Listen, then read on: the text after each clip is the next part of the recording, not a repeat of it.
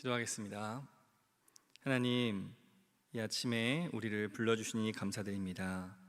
거룩한 주일, 오늘도 주님의 말씀으로 시작하는 우리 모든 성도들이 주님의 말씀 앞에서 새 힘을 얻고 또 변화되고 결단하는 귀한 시간 되게 하여 주시옵소서. 예수님의 이름으로 기도드립니다. 아멘. 찬송가 299장 찬양하겠습니다.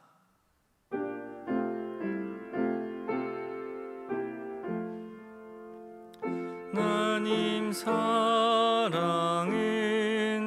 온전한 참사랑 내 맘에 부어주시사 충만케 하소서. 나의 주님 참사랑 햇빛과 같으니 그 사랑 내게 비추사 뜨겁게 하소서. 그 사랑 앞에는 풍파도 그치며 어두운 밤도 와나니 그 힘이 크도다. 하나님 사랑은 온전한 참사랑 내 맘과 영에 채우사 새 힘을 주소서. 아멘. 오늘 우리에게 주시는 하나님의 말씀은 로마서 13장 8절에서 14절 말씀입니다. 신약성경 256쪽, 생명의 삶은 46쪽입니다. 이제 하나님의 말씀을 봉독합니다. 피차 사랑의 빛 외에는 아무에게도 아무 빛도 지지 말라. 남을 사랑하는 자는 율법을 다 이루었느니라. 간음하지 말라, 살인하지 말라, 도둑질하지 말라, 탐내지 말라 한 것과 그 외에 다른 계명이 있을지라도 내 이웃을 내 자신과 같이 사랑하라 하신 그 말씀 가운데 다 들었느니라. 사랑은 이웃에게 악을 행하지 아니하나니 그러므로 사랑은 율법의 완성이니라. 또한 너희가 이 시기를 알거니와 자다가 깰 때가 벌써 되었으니 이는 이제 우리의 구원이 처음 믿을 때보다 가까웠음이라. 밤이 깊고 낮이 가까웠으니 그러므로 우리가 어둠의 일을 벗고 빛의 갑옷을 입자. 낮에와 같이 단정히 행하고 방탕하거나 술 취하지 말며 음란하거나 호색하지 말며 다투거나 시기하지 말고 오직 주 예수 그리스도로 옷 입고 정욕을 위하여 육신의 일을 도모하지 말라. 이 말씀은 살아계신 하나님의 말씀입니다. 아멘. 오늘도 온라인으로 함께 예배드리시는 모든 성도 여러분들을 주님의 이름으로 환영하고 축복합니다.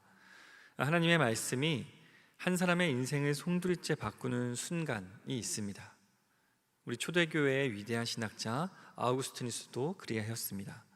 젊은 시절을 방탕하게 보내던 그는 어느 날 정원에서 고민하며 눈물 흘리던 중에 아이들의 놀이소리를 들었습니다. 그리고 그 소리는 이랬습니다. 톨레레게, 집어서 읽어라, 이런 뜻이었죠. 그는 성경이 놓인 곳으로 가서 성경을 펼쳐 들었습니다.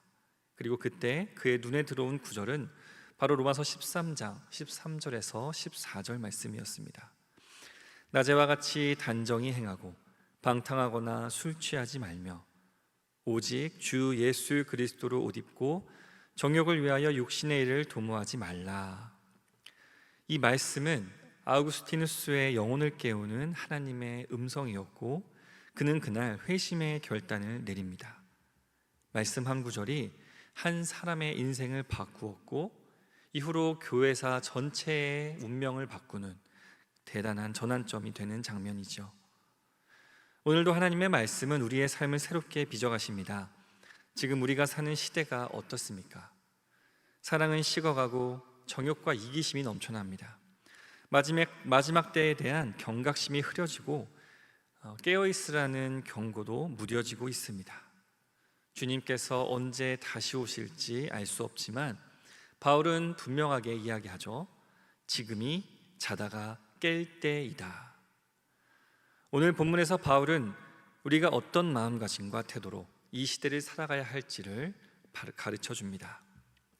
마지막 때에 우리가 깨어서 해야 할 것은 무엇입니까? 바울 사도는 율법을 완성하라 이렇게 권면합니다. 8절부터 11절을 제가 읽어보겠습니다. 피차 사랑의 빛 외에는 아무에게도 아무 빛도 지지 말라. 남을 사랑하는 자는 율법을 다 이루었느니라. 간음하지 말라, 살인하지 말라, 도둑질하지 말라, 탐내지 말라 한 것과 그 외에 다른 계명이 있을지라도 내 이웃을 내 자신과 같이 사랑하라 하신 그 말씀 가운데 다 들었느니라. 사랑은 이웃에게 악을 행하지 아니하나니 그러므로 사랑은 율법의 완성이니라. 이 구절은 예수님의 가르침을 연상시킵니다. 마태복음 19장에서 한 부자 청년이 예수님께 나와서 영생의 조건에 대해서 물어봅니다. 이때 예수님은 10계명의 5번째 이하의 계명들에 대해서 말씀을 하시죠. 이때 주목할 것은 10번째 계명, 내 이웃의 집을 탐내지 말라라는 계명 대신에 예수님께서는 내 이웃을 내 자신과 같이 사랑하라 라는 이 레위기 19장의 말씀을 그에게 전해주셨습니다. 주어진 계명들을 문자 그대로 지켰다면 그 계명들이 가리키고 있는 핵심, 그러니까 율법의 진위, 율법에 담긴 하나님의 뜻까지도 네가 바로 지켰느냐라고 묻고 계시는 것이죠. 그러면서 그 청년에게 이웃사랑이 결여되어 있음을 간접적으로 지적하고 계셨습니다. 즉 예수님께서는 자신의 소유로 고아와 과부와 이방인을 돌보라는 바로 그것이 율법의 가르침이라는 그 말씀으로 가르침을 주시자 부자 청년이 근심하며 떠나가는 것을 볼 수가 있습니다. 바울도 9절에서 유사한 권면을 하는데 부자 청년에게 대답하던 예수님의 말씀을 인용하되 레위기 19장을 모든 것을 포괄하는 율법으로 제시합니다. 나아가 이웃사랑이 율법을 모두 이룬다라고 선언하죠. 이는 매우 도전적이고 파격적인 가르침이었습니다. 이와 같은 진술은 바울 서신에서 3번이나 등장하는데요. 오늘 본문을 제외하면 로마서 8장과 갈라디아서 5장에 동일한 말을 합니다. 이런 가르침은 오직 예수님께서만 예수님으로부터만 우리가 들을 수 있었던 말이었고, 바울은 예수님을 통해서 그 율법의 진리를 올바르게 배우고 또 직시하고 있었던 것입니다. 예수님과 바울 모두 율법을 폐지할 것을 주장하지 않습니다. 오히려 율법을 다 이루라고, 완성하라고 말씀하고 있습니다. 여기서 우리가 율법을 지키는 것과 율법을 이루는 것, 이 두 가지의 차이를 볼 수가 있습니다.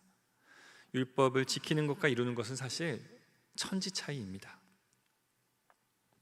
행동으로는 모든 율법을 우리가 다 지킬 수가 있을 것입니다. 잘못이 없도록 그렇게 행동할 수 있다라는 거죠. 그런데 그 행동은 율법을 어기지 않으려는 준법 수준에 머무르는 것입니다. 준법을 잘 하면 어떻게 됩니까? 법을 잘 지키고 잘 따르면 질서가 유지가 되겠죠. 사회나 공동체나 교회가 아주 질서 있게 돌아갈 것입니다. 좋은 일이죠. 그리고 질서에 머무르면 그 질서에 머무르면서 교회가 아주 든든하고 탄탄하게 세워져 갈 수가 있을 것입니다. 그런데 만일 교회가 그 질서로만 만족한다면 사실 그것은 교회일 수가 없습니다. 교회에는 질서가 반드시 필요하지만 교회에는 그 이상의 것이 필요한 것이죠. 그렇다면 지키는 것이 아니라 이룬다라는 것, 완성한다라는 것은 무엇입니까? 한마디로 이웃사랑이 바로 이 율법을 이루는 것, 율법을 완성하는 것입니다. 예수님은 바로 그 율법의 완성을 보여주셨지요. 예수님의 일생 전체가 율법의 완성이었고, 또한 십자가에서 이루신 사랑이 율법을 궁극적으로 완성한 것이라고 우리가 배웠습니다. 이웃을 위해 기꺼이 자신의 목숨을 내어놓는 것, 이웃을 위한 희생, 나 자신을 끝까지 주장하고 싶지만 예수님께서라면 그 십자가 순간에 저 하늘의 천군 천사를 지금이라도 당장 불러드리고 싶지만 그러지 않고 자신의 권리를 내려놓고 이웃을 위해서 자기 자신을 희생한 것이 바로 그것이 사랑이라 말하고 있습니다. 그것이 율법을 완성했다라는 거죠. 예수님의 십자가 사랑으로, 그 십자가의 희생으로 지금 우리가 이렇게 예배하고 지금 이렇게 살아갈 수가 있는 것입니다. 그 희생으로 우리가 사랑을 입었고 자비를 입어서 여기에 있는 것이죠. 예수님께서 율법을 준수하여 질서를 지켜냈기 때문에 우리가 이곳에 있는 것이 아니라, 그렇기 때문에 우리가 예수님께서 율법을 잘 준수했기 때문에 우리가 지금 이렇게 복을 누리고 있는 것이 아니라, 예수님께서 율법을 완성했기 때문에, 사랑했기 때문에 우리가 이 자리에 있는 것이죠. 이것이 바로 율법을 지키는 것과 이루는 것, 완성하는 것의 큰 차이라고 할 수 있습니다. 교회에는 질서가 필요합니다. 그런데 준법을 위해서, 그러니까 질서를 유지하기 위해서 때때로 율법이 이루어지지 않을 때가 있습니다. 사랑이 뒤로 밀려날 때가 있습니다. 부자 청년처럼 말이죠. 율법을 지키는 데 집중할 것이 아니라 완성해야 합니다. 바울은 서로 사랑하는 것 외에는 아무에게도 아무 빚도 지지 말라고 말했습니다. 즉, 사랑은 선택의 문제가 아니라 우리가 갚아야 할 빚이라고 이야기하는 것입니다. 죄인이었던 우리가 하나님께 받은 사랑이 너무나도 크기 때문에 이 사랑을 이웃에게 전하는 것이, 그리고 이웃을 위해서 내가 희생하는 것이 당연하고도 마땅한 우리의 책임이라는 것이지요. 우리도 우리의 십자가를 지는 것이 마땅한 일입니다. 십자가를 질 때에만 율법은 완성될 수 있습니다. 기꺼이 사랑의 빚을 갚도록, 기꺼이 우리가 우리의 십자가를 짊어질 수 있도록 성령께서 우리 안에 강력하게 역사해 주시기를 소망합니다. 이어서 11절부터 14절입니다. 여기에는 밤과 낮을 대조하고 어둠의 일과 빛의 일을 구분합니다. 그리고 마지막 때가 가까웠음을 표현하면서 유대교적 묵시문학의 관점을 드러냅니다. 즉, 종말을 바라보면서 현재의 우리 삶을 돌아보게 하는 것이죠. 11절에 이 시기를 알거니와 자다가 깰 때가 벌써 되었으니 이는 이제 우리의 구원이 처음 믿을 때보다 가까웠음이라 라고 말합니다. 여기서 바울의 관심은 현재, 즉 여전히 어둡고 완전하지 않은 시대에 있습니다. 바울은 자다가 깰 때가 벌써 되었다라는 표현으로 지금이 아직 자고 있는 시대라고 말하고 있습니다. 그러나 구원이 곧 임박했고 깰 때가 곧 되었다라고 암시합니다. 지금 그러니까 우리는 새벽 미명에 있는 것입니다. 여전히 밖은 어두워요. 사람들은 아침이 찾아오는 것을 잊고 밤이 계속되리라 착각하면서 그 밤을 살아가고 있습니다. 그들에게는 여전히 어두움 밖에는 보이지 않는 것입니다. 그러나 신랑을 기다리는 신부는 이제 기다림이 거의 끝났다라고 생각을 하게 됩니다. 저 멀리서 동이 트고 있음을 느끼지요. 지금이 한밤중이 아니라 곧 태양이 떠오를 그 직전의 순간이라는 것을 알고 있습니다. 바로 우리가 그 시간 속에 살아가고 있는 것입니다. 지금이 깰 때라는 것이죠. 곧 해가 뜰 테니 깨어나라 라는 것입니다. 그래서 바울은 그 새벽과 같은 시기를 살고 있는 우리에게 어둠의 일을 벗고 빛의 갑옷을 입자라고 권면합니다. 아침이 되어 잠옷을 벗고 하루를 살아갈 옷을 입듯이 이제 밤에 입었던 어둠의 습관을 벗고 하나님 앞에서 살아갈 빛을 입으라는 것입니다. 이와 같은 언어는 고린도전서 15장에도 등장합니다. 고린도전서 15장에는 바울이 부활을 증명하는 가르침을 주면서 두 종류의 상반된 몸에 대해서 설명합니다. 곧 썩어질 몸이 썩지 않을 몸을 입고 죽을 것이 죽지 않을 것을 입는다라는 표현을 하지요. 즉 다른 두 존재에 대해서 설명하면서 새로운 존재가 과거의 존재를 대체하리라고 설명합니다. 누군가의 옷을 입는다라는 것, 새로운 정체성을 입는다라는 것은 바로 그 사람이 새로운 정체성을 가지게 되었다라는 표현입니다. 비록 우리가 밤을 지나면서 어둠의 옷을 입고 있었을지라도 이제라도 새벽 미명이 다가온 이때라도 그 어둠의 옷을 벗고 깨어서 빛의 옷으로 갈아입으라고 권면하는 겁니다. 그리고 그 옷의 마지막은 예수 그리스도입니다. 바울은 14절에서 예수 그리스도로 옷 입으라 라고 말합니다. 그리스도로 옷 입는다라는 것은 그분의 정체성이 나의 정체성이 되는 것입니다. 예수님의 성품과 삶의 방식을 내 삶에 덧입는 것입니다. 그분이 지신 십자가와 같이 나도 나의 십자가를 지는 것이죠. 이미 우리는 믿음 안에서 그리스도와 연합한 자들이며 주님의 의로 옷 입은 새로운 피조물입니다.